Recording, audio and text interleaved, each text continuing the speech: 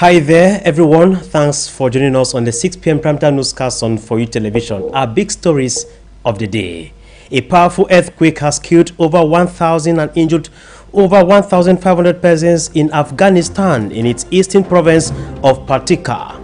Plus, U.S. Senate have taken a first step towards passing what they termed most significant new gun controls in generation to come. Plus, the hunt for peace is on in Burkina Faso as the Transitional Council grant audience to overthrown President Kabore and a former president. The outcome of their discussion will be yours in this edition of the news.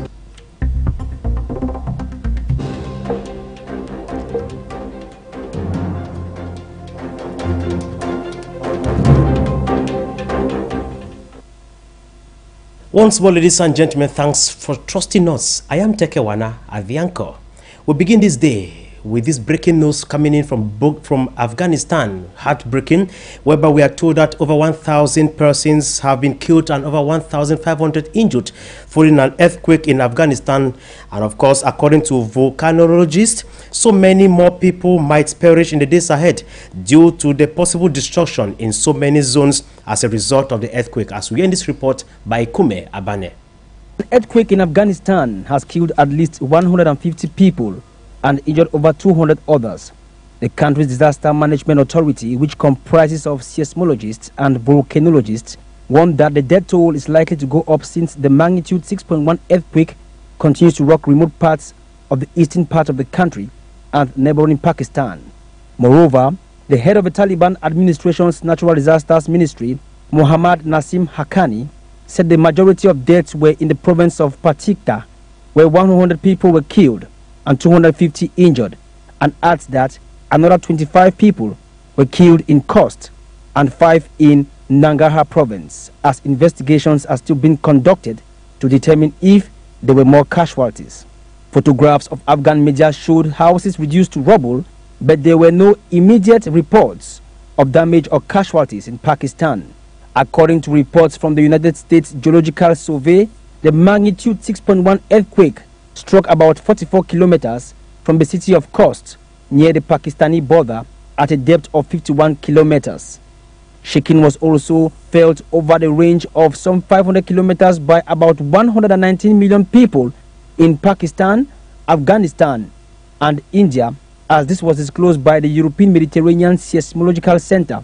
At the moment, authorities have brought in helicopters and are calling for aid agencies to come in, but the remote area seems hard to reach since most of the houses in the region are built traditionally with the use of soil, stone, and other materials, making it difficult to dig through the rubble. It's worth noting that the disaster comes when Afghanistan has been enduring a severe economic crisis since the Taliban took over in August, as US-led international forces withdrew after 2 decades of occupation.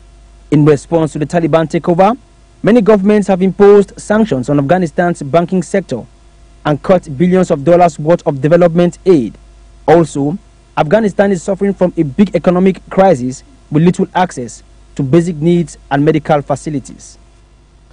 Now, let's leave Afghanistan, where we extend our heartfelt condolences to the affected families, to talk about this issue of gun shooting in the US of A, where we are told that the United States government is on the verge of making history because Gun Bill Act might finally be regulated by the end of the week during a senatorial vote. A good number of Republicans are backing the Democrats within the context of trying to reduce man shooting across the United States of America. Once more, Ekume Abane. The very first major legislation on gun control in the United States for decades could be put to a vote as people march in a protest for gun control in the U.S. carrying banners saying guns do kill people, or better still, our children go to school to be educated, not shot. However, the bill was watered down by some Republicans, but a bipartisan group of lawmakers in the United States have reached an agreement on major gun control legislation for the first time in nearly 30 years, paving the way for a vote in the Senate by the end of the week. The 80-page bill was released on Tuesday and includes measures to tighten background checks on young people buying weapons, more background checks, and the temporary removal of weapons from those considered a danger to others or themselves. What's in the bipartisan U.S. gun control proposal and what isn't is the question which has cleared an initial procedural hurdle by 64 to 34, with 14 Republicans joining all 48 Democrats and 2 allied independents to back the bill. Senate Majority Leader Chuck Schumer pledged to move forward as soon as possible with an expected motion to proceed with his ideology, stating that bipartisan gun safety legislation is in progress and will save lives. The agreement, albeit watered down, marks a breakthrough in the divisive debate over gun control legislation, which has continued despite years of mass shootings. Most recently, at a primary school in Uvalde, Texas, where an 18-year-old gunman shot dead 19 children and 2 teachers. Under the bill, there will also be tougher penalties on gun traffickers, while states and communities will be given financial support to improve school safety and mental health initiatives. But Republicans blocked more potent proposals supported by President Joe Biden that Democrats have pushed on successfully for years. These include banning assault-type weapons or raising the minimum age for buying them, prohibiting high-capacity magazines, and requiring background checks for virtually all gun sales. The murders in Uvalde, which came just a week after an 18-year-old gunman killed 10 black shoppers in a racist attack at a supermarket in Buffalo, in New York, appear to have convinced Democrats and some Republicans that some action was necessary, as Senate Minority Leader Mitch McConnell voiced his support for the measures, calling a bill a common-sense package of popular steps that will make these horrifying incidents less likely, while fully upholding the Second Amendment rights of law-abiding citizens. Meantime, the National Rifle Association, which has spent decades pushing back against gun control, expressed its opposition in a statement, noting that it does little to truly address violent crime while opening the door to unnecessary burdens on the exercise of Second Amendment freedom by law-abiding gun owners, who also believe that the margins may turn in their favor, for it should be understood that the bill will need support from at least 10 Republicans to reach the 60-vote threshold, major bills required in the 50-50 Senate for it to be approved. Quite interesting there. Now, let's talk about us, that is Africans. Beginning from Burkina Faso, where we are told that officials of the Transitional Council in Burkina Faso are multiplying effort for reconciliation and peace since after its last coup in January this year.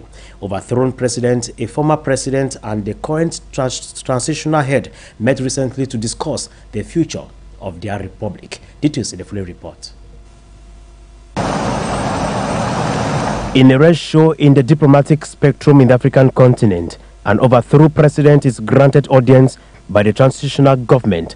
It is the case with Burkina Faso today to see Roch-Marc Christian Kabore, president-elect, who didn't see the end of his mandate, accompanied by another former president, Jean-Baptiste Ouédraogo, at the presidential palace to exchange ideas on how to diffuse the political tension their country is currently facing. However, it was a very relaxed atmosphere at the presidential lodge, with 3 main issues reviewed, that is security matters, the management of the transition, and other issues of national interest. According to Lieutenant Colonel Paul-Henri Santiago, these actions marks a series of others in the pipeline to help quench the socio-political tension in the country. The meeting, according to political pundits, is a show of the political will of the leaders to reconcile and embrace unity to collectively fight against the terrorist hydra. Like Mali and neighboring Niger, Burkina Faso is caught in a spiral of violence, largely blamed on jihadists linked to the Islamic State group or Al-Qaeda, though another school of thought in Burkina Faso share a contrary view on this move, in the sense that Kabore, who was flushed out of power for not having done enough to repel armed jihadist groups, cannot best fit into the shoes to share meaningful idea in combating the bone of contention. Meanwhile, the Transition Council have expressed its determination in restoring peace in Burkina Faso, despite the litany of challenges the country might be currently facing, from Ouagadougou to Sentaga, Banfora, Kaya, and many other cities in Burkina Faso. That which the people are longing for is the return of peace to their homeland. And let's stay in Burkina Faso to say that the president of the Transitional Council, Lieutenant Colonel Paul-Henri Damiba has decided to create 2 zones of military interest to help curb jihadist violence in the north of the country, as we hear in this report. The security tension in Burkina Faso keeps dragging on as the Transitional Council helplessly watch the string of atrocities meted on civilians. During a High Council of National Defense meeting, Lieutenant Colonel Yves Didier Bamouni expressed frustration despite all effort made by the defense and security forces in the fight against terrorism. The situation is still worrying. Thus, the CSDN has decided to create 2 zones of military interest, notably in the eastern and Sahel northern regions. The commander of operations of the National Theatre explained that the decision is destined for greater efficiency in the fight against terrorism, Hydra. However, the areas concerned are part of the Somme province bordering Mali and the protected reserves between Pama and the WPAC in the east of the country, reputed to be heavens for jihadist attacks.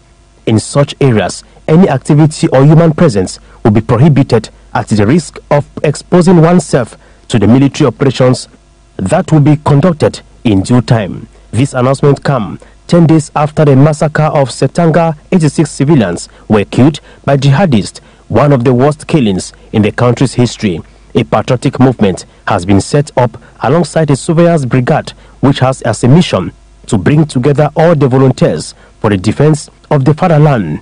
Civilian auxiliaries already engaged in the anti-jihadist struggle in the various communes of the country. Lieutenant Colonel Bamouni has also warned that any member of the armed forces who shall abandon his position or his equipment will be subjected to disciplinary sanction and criminal proceedings. Burkina Faso has been caught up in a spiral of violence since 2015, attributed to armed jihadist movements affiliated with Al-Qaeda and the Islamic State group, which has left thousands dead and 1.9 million displaced. At the end of January, Lieutenant Colonel Damuba overthrew Roch Marc Christian Kabourem, who was accused of having been unable to curb the jihadist violence and made restorations of his security of his priority. Till date, combating security threat from the jihadist movement continues being a thorn on the flesh of the Transitional Council, who from a grieving point are helplessly waiting for that fateful day to come when life shall certainly return to normal in Burkina Faso.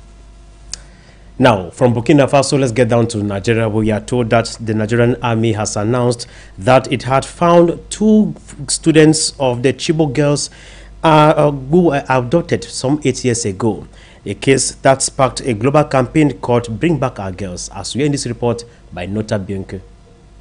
The 2 young women were amongst 276 people aged 12 to 17 abducted from their boarding schools in Chibok, northeastern Nigeria. With their babies in their arms, they were presented to the press by the army. General Christopher Musa, the military commander of troops in the area, told reporters that the young women were found at 2 different locations by soldiers. The first, Hauwa Joseph, was found with other civilians near Bama after troops attacked a Boko Haram camp.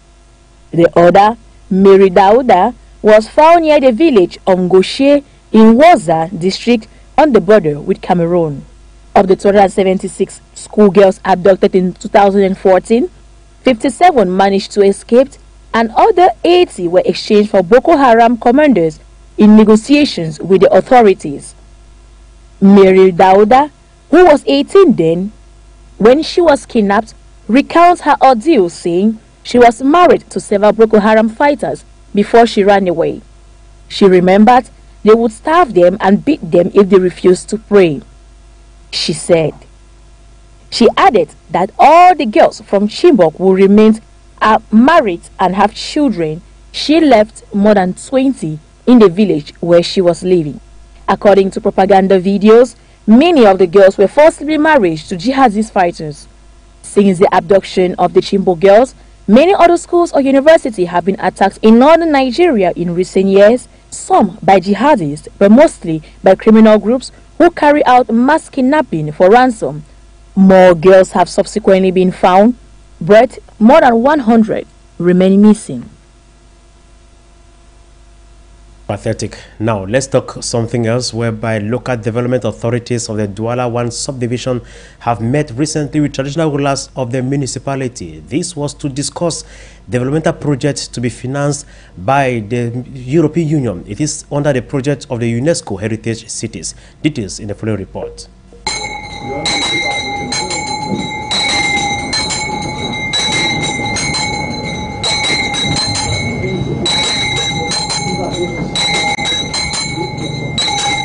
The city of Douala, through the Douala 1 Council, is among the several cities in the country designated to benefit from the UNESCO Sustainable Cities project through policy advice, capacity building, and technical assistance, drawing on its long-standing normative and operational experiences in the field of education, science, culture, communication, and development. It is against this backdrop that the mayor to the Douala 1 Council, Jean-Jacques Lenge Malapa, led a powerful delegation to the palace of the traditional ruler of Canton Dedo to rally all constructive ideas and carry out meaningful development that would impact the life of denizens of the municipality. According to the custodian of the Canton Dedo, His Majesty James Esaka Ekwala, that which has always been a bone of contention is not about carving out a meaningful project, but rather finance. Thus, with the support most of their projects are going to receive from the council, it will go a long way to meet the hope and aspirations of their people. He goes further to appreciate the government of Cameroon in making the heralded decentralization process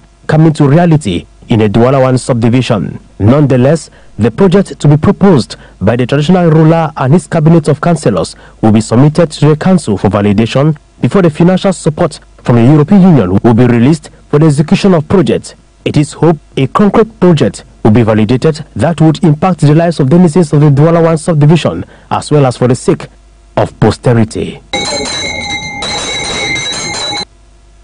And now, still talking about local development, in line with that same report, we have this communique here with me, which reads thus: His Majesty Ekabuma Mbedinjo Sivan Pascal of Bonateki Dedo, through this medium, invites all the sons and daughters to take part in a forum which is destined to help identify developmental projects of their community, which will be financed by the Douala 1 Council thanks to a financial benefit from the European Union. The forum, which opened this Wednesday, will continue tomorrow, Thursday, June 23, with traditional regalia prescribed as the only attire to be worn.